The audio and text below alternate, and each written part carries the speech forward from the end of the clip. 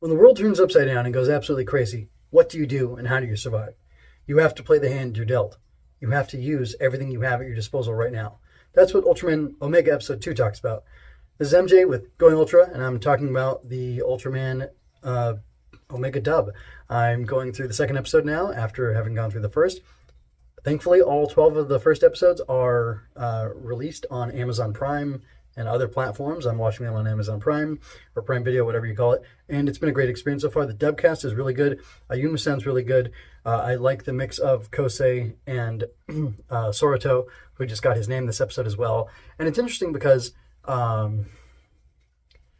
just again, I've talked about this before, so I won't belabor the point, but just it's really nice hearing the dub, hearing the Ultraman show in your own language.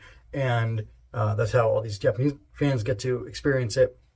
And other fans in other countries where it's getting translated as well, or dubbed as well, are getting to enjoy it in their own language. And it's nice as an American, as a English speaker, to get that same experience. So anyway, it's really cool, and I'm really digging it. I'm really happy that they've done this, and it's really great that it's out there on Amazon. It's cool. It has a new series badge and everything like that. But anyway, I'm here to talk about the episode, and this kind of theme of how you deal with a crisis is interesting to me. Auyumu is a biologist. She tells Kosei that. And she's saying that basically the government or somebody is scrapping together this team to investigate what's going on. And the episode starts off in a really cool way, which is it's her with her iPad, taking images of the giant kaiju. Grime, I believe, is the first kaiju that Omega killed. And she's just taking pictures, looking at its corpse. And it's interesting. The mix it's like a very low music mix. Like, I'm not sure there's any background music really going on. There's kind of, I almost thought my music was not, or my volume was all the way down, which it was a little low, but it wasn't all the way down. It's like a very naturalistic mix of just showing you this woman looking at this monster in this place where it had died, where Ultraman killed it, and its corpse lay. And it offers, it's funny because it's like, there's certain shows and certain genres that have, deconstruction in them. Like, for example, Digimon Tamers is, what if Digimon digital monsters were real and they came into the real world, and how cool would that be, but also how scary would that be, how rough would that be, what would that mean? And I'm not saying that Tamers is specifically a deconstructionist show, but it kind of has that edge to it. And there are other things like, what if superheroes were real, or what if, monsters were real, or whatever. And those shows, movies, comic books, whatever, address those issues in the way that their author thinks they should be addressed. And I feel like this is doing that to some extent. It's a little bit like a junior version of it, because Ultraman is made for a younger audience, but it's showing this Ultra falling from the sky and these kaiju coming to Earth and existing in a way that it's a planet where they've never had to deal with this before, and now people are having to learn how to deal with it. And again, like Auyumu says, she has to play the hand she's dealt. The government is just scrambling to make this work and to make some sort of kaiju response, which I originally thought, well, this is going to be interesting, because will there be a kaiju response team formed? Will there be an equivalent to the SSSP or Guts or whoever? Scarred, one of my favorites. Or will they just have everybody stand by and watch and observe and say, I guess we're going to have to rely on this Ultraman and this Ultraman alone? That was early on. The show has gone on further. I haven't watched the subtitled version of it, so I think that there are things going on that would contradict that, or that I could speak to, but I don't know what they are, and I didn't look into it. So I kind of want to go into this as fresh as possible and just enjoy the dub as its own thing and take it as its own experience. And that's what I'm doing. But I'm thinking now, like, it just feels like there could be a human response to this. Kosei asked Auyumu what will happen if the giant were captured, and she said, I would think he'd never see the light of day again. Meaning, kind of like how in Tamers, Takado was scared. He was so scared. He was afraid that if Gilmon were captured, he'd be taken to a lab and experimented on. So he wanted to hide him and things like that, which is a very reasonable response. It's a very good fear for a kid to have. And I think it's interesting that that point is being raised to the child viewers of the show, the kid audience, that, yeah, if Ultraman were caught, because they don't know who he is or what he is, they would want to investigate what he is and experiment on him or whatever. And I just think that's kind of like an interesting, like, real thing to throw at a kid. And I'm wondering, like, why that's being thrown at the audience. And I wonder if it has more to do with, like, an insight for later in the series of, what are they going to do with the corpse of Grime?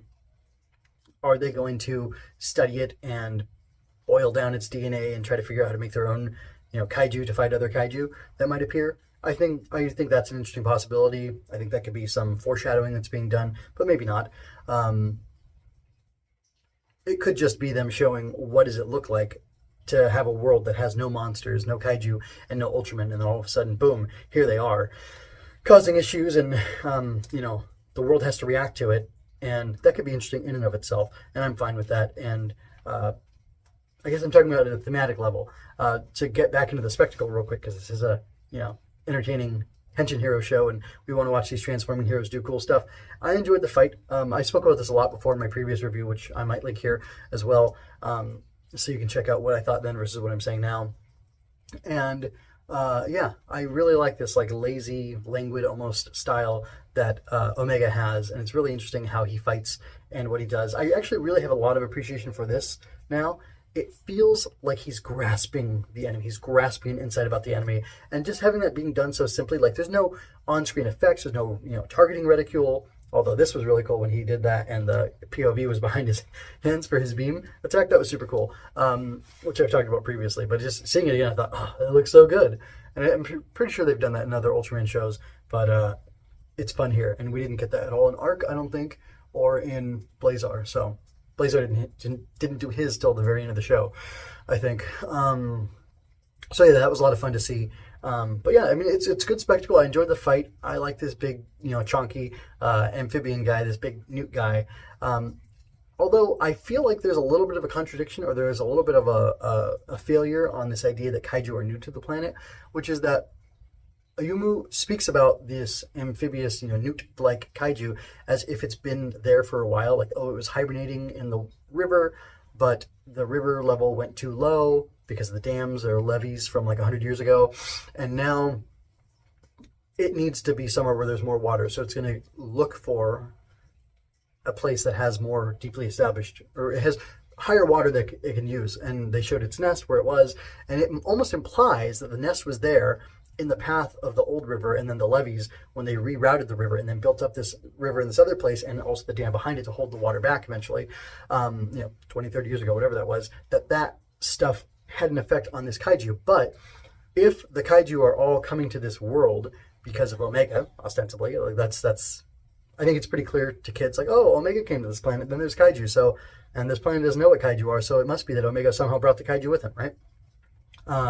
Then why would there be a kaiju who had been hibernating in that area in the mountains, and why would the diversion of the river from one area to another cause him any trouble and cause him to come out of his nest?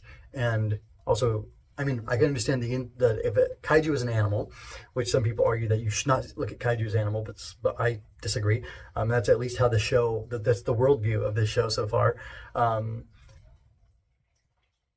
But if he's this animal, then why is he nesting if he doesn't have a mate? Or maybe he's just working. If he came from the stars with Omega, if he fell at the same time and got dropped in there and then, whatever, started nesting, maybe he is building a nest because that's what his animal instincts are telling him to do.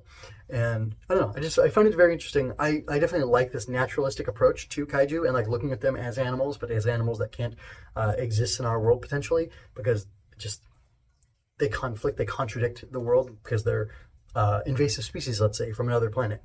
I think that's very interesting. I also like the touch that Auyumu, that the public was not aware of the poisoning that this thing was doing, that this Dugrid was doing, and that Sorato had that notion. He knew about it. He remembered it from before.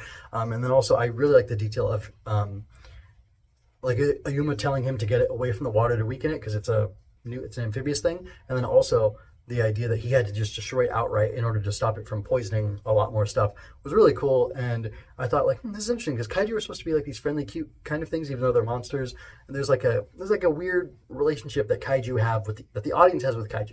They like them, but also they root for the Ultraman to destroy them every week. And this one, we really got to see why it needed to be destroyed like that and just taken out instantly. And you don't always get to see like a really good justification for that. And I felt like that felt very naturalistic. Like, look, if you really had this invasive species that was doing this, you would eradicate it so that it wouldn't cause harm to people. And I just think it's interesting. I really like Ultraman because it feels very thoughtful and it feels very, like, not low stakes sci-fi, but it feels like a low grade sci-fi meant for kids, in order to like kind of, I don't know, teach a way to look at the world and to think about the world and to think about things in kind of a more nuanced way while still having this great action and this fun excitement, which is really enjoyable. So that's pretty much all I have to say about this. I want to keep these reviews short, so it doesn't take up a bunch of your time or my time. And anyway, I'll have some shorts talking about this episode. I'm going to think about this a little further. I'm going to have some reactions to it, some reflections on it as the day goes on. I'm sure it'll stick in my head a little bit, and I'll add to it. And you can check out those insights as well on my channel. Keep coming back to Henshin Inspection for Going Ultra and all my other writer coverage, or all my other tokusatsu or Henshin Hero coverage. I'm also covering Zets currently, so you can check that out. There should be a playlist linked somewhere here that you can follow through for that. And what else? Oh, I'm also talking about tokusatsu or Henshin Hero stuff as a series in general, how it works with toy sales and things like that. There was a really interesting article that came out that I have part of, that Shirakawa, the big wig in Toei, or a big wig in Toei, producer, big executive producer guy, participated in, and he was talking about how Zyuranger almost failed, and how they were thinking Zyuranger was going to be the last Super Sentai, and how that got delayed for 30 years or so, and why that happened and what that means, and what the future of the Project Red is for them, and how Metal Heroes has to come back, and he doesn't want Super Sentai to come back for like a decade so that it has this chance to refresh. So I'm going to dig into that eventually. I might do that for this Henshin Reflection series, Heart and Soul. I might throw that in there real quick because I think it's something important. It's going on right now that we need to discuss if we want to really understand and have a good insight into how these shows work, how the toy sales work for them, and how that affects the storytelling and different things like that. Because I'm really interested in like I'm so fascinated by the fact that Super Sentai went for 50 years almost continuously. That's insane, and it's laudable. I talk more about that in my Heart and Soul series, but I also want to analyze this industry insight coming from one of the producers and fold that into my ongoing coverage and discussion of that whole topic. So anyway, until next time, folks, this is MJ with Henshin Inspection signing out. Until next time, take care and be well.